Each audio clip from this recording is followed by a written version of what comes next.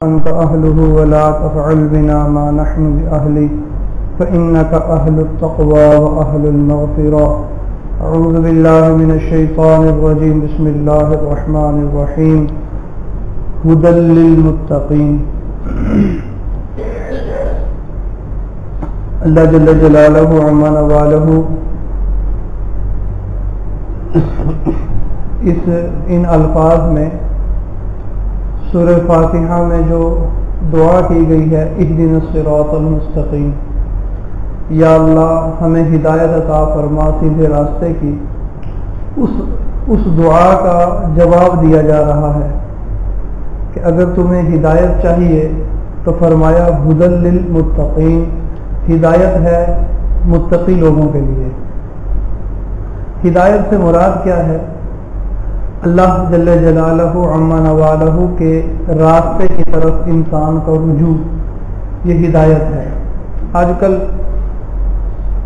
ایک جملہ عموماً استعمال کیا جاتا ہے جب کسی کو کہیں کہ آؤ بھائی نماز پڑھنے کے لیے، نماز کے لیے آ جاؤ، تو وہ کہتے ہیں جی دعا کریں اللہ تعالیٰ ہدایت دے۔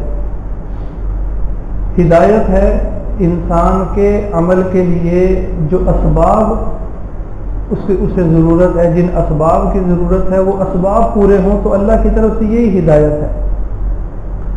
مثلا اسے ضرورت ہے کہ اس کی آنکھ ٹھیک ہو، یہ صحیح دیکھ سکے، اس کی زبان ٹھیک ہو، یہ صحیح بول سکے، اس کی سماعت ٹھیک ہو، یہ صحیح سن سکے، اس کی عقل ٹھیک ہو، یہ صحیح سوچ سکے، اس کا دل ٹھیک ہو، یہ صحیح سمجھ سکے۔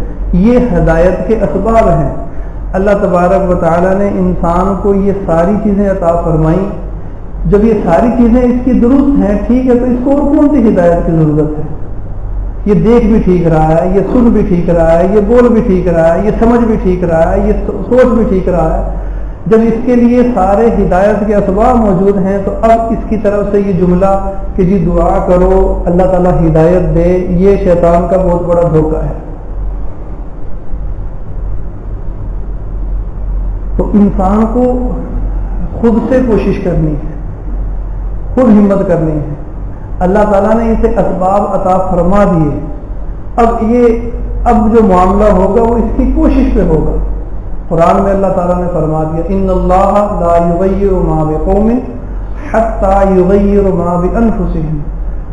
اس شعر کا ترجمہ، اس آیت کا ترجمہ اقبال نے شعر میں کیا، خدا نے آج تک اس قوم کی حالت نہیں بدلی، نہ ہو جسے خیال آپ اپنی حالت کے بدلنے کا۔ جو خود ٹھیک نہیں ہونا چاہتا، جو خود صحیح راستے پہ نہیں چلنا چاہتا، تو اللہ تبارک و تعالیٰ کو بھی ضرورت نہیں ہے اس کی کہ وہ راستے پہ چلے۔